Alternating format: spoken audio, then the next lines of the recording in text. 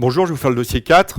Je suis de retour à Paris. Donc, le dossier 4, il s'agit d'une patiente de 27 ans qui vient aux urgences suite à un état d'agitation au domicile. Cette patiente est psychologue et n'a pas d'antécédents particuliers sur le plan chirurgical et médical. Elle consomme un joint de cannabis tous les jours depuis 5 ans le soir pour dormir. Et concernant sa consommation de tabac, elle est estimée à 10 paquets années. Cette nuit, vers 2 heures du matin, elle s'est brutalement réveillée en sueur, elle était pâle et haletante. Je n'arrivais plus à respirer, vous dit-elle, j'étouffais, je n'avais plus aucun contrôle, je devenais complètement barge, aidez-moi. Votre examen clinique retrouve les éléments suivants, une fréquence cardiaque à 110, et il existait une gêne respiratoire avec une sensation d'étouffement. L'épisode a cédé rapidement et a duré une dizaine de minutes. Le reste de votre examen clinique est sans particularité. Quel bilan prescrivez-vous? Il faut prescrire un hémogramme, un ionogramme sanguin, une fonction rénale plasmatique, urée, créatinémie, une glycémie, ne pas oublier, bon, des enzymes cardiaques, c'est pas important, un électrocardiogramme, une radiographie thoracique et la recherche de toxiques dans les urines. Bon, il faut, devant un état d'agitation, le bilan de base est le suivant. Donc hémogramme, ionogramme sanguin, fonction rénale plasmatique, glycémie, ECG, radiographie thorax et dosage des toxiques urinaires dans les urines. Je vous rappelle qu'on ne dose plus les dosages, on ne le fait pas, on ne fait jamais le dosage des toxiques dans le sang. Le seul toxique dans le sang qu'on dose, c'est l'alcool. Et les dosages de toxiques dans le sang, on les fait qu'à visée médico-légale dans les cas de viol ou de vol uniquement. Alors il faut éliminer une étiologie organique, bien évidemment, en premier lieu devant ce tableau. Donc n'oubliez pas, si jamais on vous pose la question, la confusion mentale, avec toutes les étiologies que ça implique, l'hypoglycémie, l'embolie pulmonaire. C'était ce qui était rapporté lorsqu'on avait demandé à certains professeurs correcteurs du concours de l'ECN de nous dire quels mots-clés ils mettaient en avant. Confusion mentale, hypoglycémie, embolie pulmonaire. Bien évidemment, on peut retrouver aussi abdomen chirurgical, AVC, hyperthyroïdie et syndrome coronarien. Il faut toujours évaluer un trouble organique associé. Quel diagnostic proposez-vous alors? Et argumentez votre choix. Donc il s'agit d'une crise d'angoisse aiguë et d'un premier épisode. L'attaque de panique est acceptée, bien évidemment, et une bonne analyse sémiologique permet de faire un bon diagnostic. Donc ici, qu'est-ce qu'il fallait comme argument?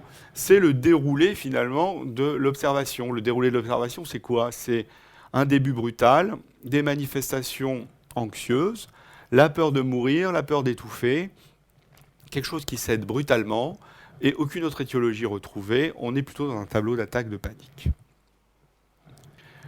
Quels autres diagnostics auriez-vous pu discuter, argumenter votre réponse? Eh bien, ici, devant ce cas clinique, il est tellement classique que c'est aucun la réponse. Aucun, parce que l'examen somatique est strictement normal et les toxiques urinaires sont strictement normaux.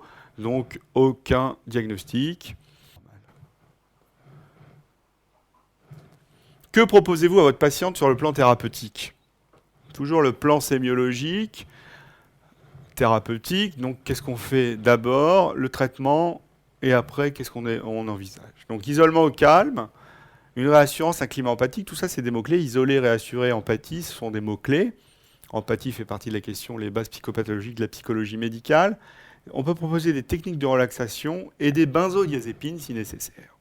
Et enfin, on va faire un suivi ambulatoire en l'absence d'urgence.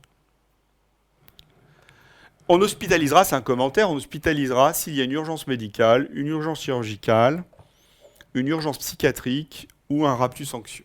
Ce sont les 4 indications d'hospitalisation devant un tableau de ce type-là.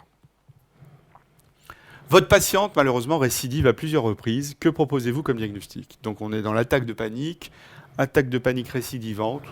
Le diagnostic est simple, ça s'appelle un trouble panique, qui fait partie des troubles anxieux. Donc un trouble panique. Et il faut retenir que c'est le trouble panique est lié à la répétition d'attaques de panique. Pour retenir, c'est 4 attaques en 4 semaines, mais c'est très mnémotechnique.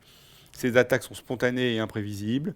Elles peuvent être situationnelles, associées à une anxiété anticipatoire intercritique et associées ou non à une agoraphobie, qui est un autre type de trouble anxieux. Quel traitement proposez-vous alors sur le trouble panique? Qu'est-ce qu'on va faire? On va rechercher une étiologie organique aiguë et ou un trouble organique associé. Premier point, toujours capital. Un suivi ambulatoire avec un traitement antidépresseur qui est le traitement curatif de fond après bilan préthérapeutique. D'accord? Inhibiteur sélectif de la recapture de la sérotonine et la paroxétine à l'AMM ou l'escitalopram également. Et les tricycliques, c'est plutôt de la deuxième intention. Les benzodiazépines, c'est du symptomatique à courte durée et parce qu'il existe un risque de dépendance. Et si les sujets consomment des substances, comme c'est le cas ici, il vaut mieux éviter et contrôler ça rapidement. Le traitement antidépresseur, la durée du traitement, c'est 6 à 12 mois et on l'associe bien évidemment à une psychothérapie de soutien. Et dans le trouble panique, dans les troubles anxieux en règle générale, ce qui fonctionne très très bien, ce sont les thérapies cognitives et comportementales d'abord. Et au décours, chez un patient motivé, on peut envisager une thérapie d'inspiration analytique.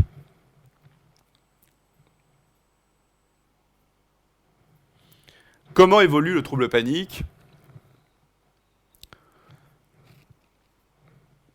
Eh bien, il y a une guérison possible en quelques semaines à quelques mois. Il y a une rémission dans 30 à 40% des cas et le patient peut rechuter. Le trouble peut devenir chronique et c'est surtout lié à l'aggravation de l'agoraphobie. Et enfin, les complications principales, c'est un retentissement socio-professionnel, un épisode dépressif, un risque suicidaire et des conduites addictives. Alors, vous vous rappelez, cette patiente prenait du cannabis à visée hypnotique. Elle est d'accord pour une prise en charge. Qu'est-ce qu'on propose comme diagnostic à cette patiente, justement, qui consomme comme ça du cannabis pour dormir? Quel diagnostic? Le diagnostic, c'est une dépendance. Parce que la consommation quotidienne est supérieure à 1 an. On n'a pas d'autres informations, mais comme ça, une consommation régulière, continue et chronique, on est dans un système clinique de dépendance.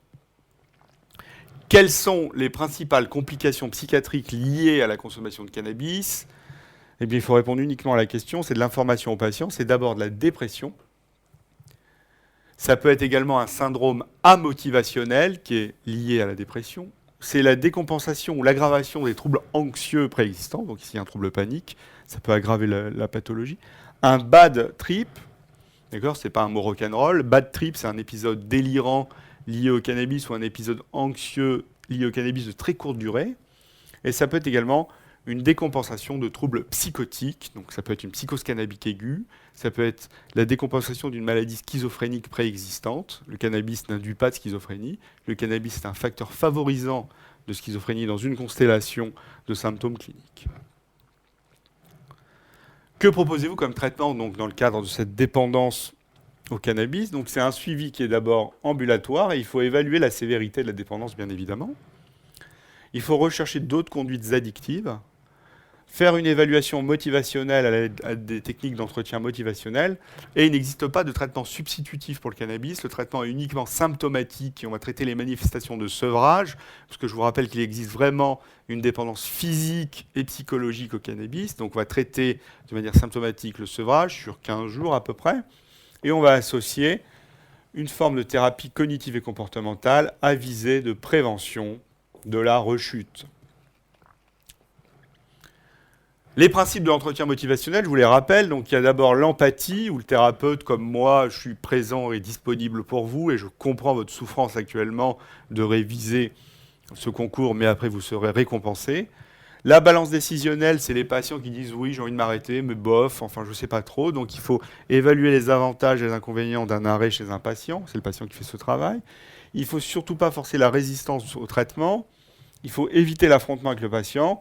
Renforcer le sentiment d'efficacité personnelle. Si le patient réussit à diminuer sa consommation, c'est déjà une première étape. Renforcer la liberté de choix, c'est-à-dire que le patient va décider d'arrêter, lui, va trouver le moment pour arrêter sa consommation, et il faut lever les obstacles, notamment les symptômes de sevrage.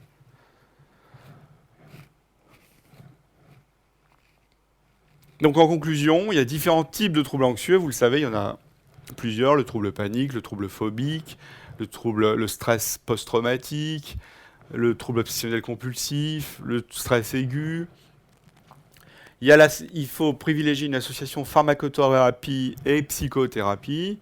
Et dans les formes graves et invalidantes des troubles anxieux, on privilégie également, en plus du traitement médicamenteux et psychothérapique, le travail en réseau et les MDPH, maisons départementales pour les personnes handicapées. Le cannabis, malheureusement, est souvent utilisé à visée autothérapeutique chez les patients qui souffrent de troubles anxieux.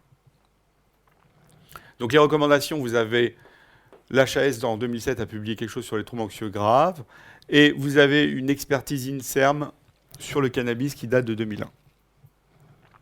Nous avons donc traité les crises d'angoisse, les troubles anxieux, les addictions, les différentes techniques de psychothérapie et la prescription et les surveillances de psychotropes.